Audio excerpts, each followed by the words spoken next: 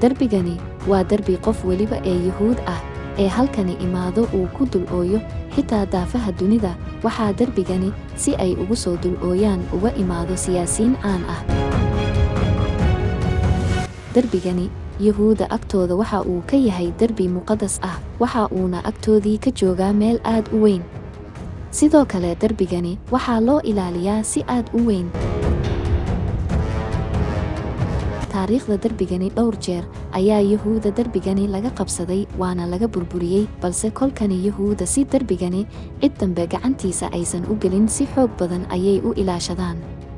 Waxaa loo ogol yahay darbigani in dadka ay ku dalxiisaan iyo in ay ku dul cibaadaystaan. Sababta ugu weyn ee darbigani Yuhuuda ay ugu dul oynayaan marka laga soo tago in ay barakaysanayaan, waxa ay rumaysan yihiin dhulkani in sir aad u weyn in ay ku dhex qarsan tahay. Si aan u bilowno muuqaalka, haddii aad ka hesho muuqaalada caynkani oo kale ah, laakiin aad saarto, waxa ay inaga caawinaysaa muuqaalada dambe ee aan soo diyaarin doono nooca ay noqon doonaan. Mahadsanid. Muslimiinta iyo Yuhuuda waxa ay ka siman yihiin in dhulkani uu barakaysan yahay, waxaana ku yaala Masjidul Aqsa oo ah goob aad u barakaysan. Xitaa Nebi Maxamed nabadgelyo iyo naxariis korkiisa ha ahaatee habeenkii Israa wal Micraaj waxaa sugan goobta uu samada ka aaday in dhulkani ay tahay. Bilowgii waxaa laga soo kaxeeyey masjidka xaramka, waxaana la keenay dhul dhinacyadiisa oo dhan ay barakaysan yihiin. Nebiga nabadgelyo iyo naxariis korkiisa ha ahaatee markii uu yimid Masjidul Aqsa, waxa uu masjidka uu ku xirtay buraaqo. Masjidkani dhexdiisii waxaa la isugu keenay dhammaan nebiyadii isagii ka horeeyey.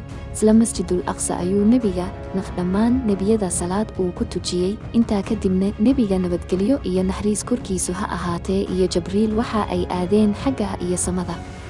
Dadka Yuhuuda ahna dhulkani waxa ay u arkaan caasimadooda iyo goob si gaar ah iyaga Alle uu ugu barakeeyey. Xitaa qaarkood ayaa rumaysan in sanduuqii balanta dhulkani gudhiisa meel ka mid ah in uu ku qarsan yahay. Waxaase cajiib ah, isla dhulkani hareerihiisa waa goobta Masiixu Dajaal uu ka soo bixi doono. Yuhuuda iyo Kirishtaanka iyo Muslimiintuba maadaama dhulkani goob barakaysan ay u arkaan, waxaa hubaal ah in dhulkani wax badan oo aanan ogeyn oo sir ah in ay ku dhex jirto. Yuhuuda waxa ay leeyihiin Nebi Suleymaan calayhi salaam ayaa waxa uu go'aansaday dadka oo dhan, rag iyo dumar iyo ciyaalba, in uu u dhiso mowlac aad u weyn oo lagu cibaadaysto. Waxa uuna dhisay dhismahani weyn ee macbadka Suleymaan loo yaqaano. Ciise calayhi salaam markii uu yimid, waxa ay leeyihiin Yuhuuda waa goobtii uu ka bilaabay dacwada in dadka uu ugu baaqo. Nebi Suleymaan calayhi salaam maadaama boqor uu ahaa, Yuhuuda waxa ay u arkaan nin sixir boqortinimada ku helay in ahaa. Darbigani ay ku dul ooyaana waxa ay leeyihiin hareerihiisa sirta maamulka boqortinimada Suleymaan ayaa ku dhex jirta. Ururada fikirkani iyo dib u soo celinta maamulkii dhulka ee Suleymaan calayhi salaam doonayo waa Maasuuniyiinta, sida aan kaga soo hadalnay muuqaalka xagga sare kaaga muuqda. Darbigani mar haddii uu dhisay Suleymaan calayhi salaam oo boqor ahaa, Yuhuudda waxa ay la murugaysan yihiin maanta in aanay sirtii boqortinimadii Suleymaan helin iyo in darbigani dhowr jeer laga dudumiyey. Qudus waa magaalo taariikhda 2 jeer la dudumiyey. 23 jeerna dhulkani Qudus khalalasooyin xoog badan ayaa ka dhacay. 52 jeerna magaaladani waa la weeraray. 44 jeerna gacanta dadyow kale ayay magaalada Qudus gashay. Dhammaan isbedbedelkani iyo weerarada dhulkani barakaysan lagu soo qaaday, Yuhuuda waxa ay agtooda ka tahay iyo qof weliba oo Muslim ah wax aad u weyn oo laga murugoodo. Balse dhanka Yuhuuda sirtii ay ilaalinayeen iyo darbigii Suleymaan uu dhisay iyo macbadka dhulka lagu daray, qaybtii yarta ahayd ee darbiga dhismihiisii ka hartayna dib ayay u dhiseen. Macbadkii Nebi Suleymaan calayhi salaam uu ugu talagalay in lagu cibaadaysto waxa ay u bedeleen goob murugo oo lagu ooyo. Yuhuuda waxa ay sheegaan Nebi Suleymaan calayhi salaam in uu ku dhahay, darbigani mar haddii aan idin dhisay, yaan la idinka burburinin. Oohinta iyo ducada ugu weyn ee halkani Yuhuuda ay ku sameeyaan maanta waxa ay la micno tahay ka xumaanshaha wixii ku dhacay macbadkii Suleymaan calayhi salaam. Maalin weliba oo Jimco ah waxaa la sheegaa in halkani ay imaadaan, kadibna halkani ciyaaro kala duwan iyo muusig ayay ku shitaan. Waxaana qasab ku ah maanta qof weliba marka uu darbigani dhunkanayo waa in madaxiisa koofi uu saaro. maanta waxaa darbigani hareerihiisa lagu qabtaa barnaamijyo kala duwan oo diini ah. Si kooban, darbigani waa goob Yuhuuda sida muslimiinta oo kale kacbo u ah. Yuhuuda daafaha adduunka ku nool, qof weliba ee ka yar 25 sano dunida halka uu ka joogo, dowladdu waxa ay ka bixisaa wax weliba ee qofka ku bixi lahaa iyo tikidhkiisa si darbigani uu u soo booqdo xilliyada fasaxa, khaasatan ardayda. Halkani ayaa waxaa lagu baraa cibaadooyinka iyo taariikhda Yuhuuda. Waxa ayna Yuhuuda sheegaan kulankani inuu yahay kulan lagu midaynayo Yuhuuda caalamka. dhanka kale, darbigani gadaashiisa waxaa ku yaala Masjidul Aqsa. Qof weliba ee Yuhuudi ahna waxa uu og yahay in halkani ay tahay goobta muslimiinta.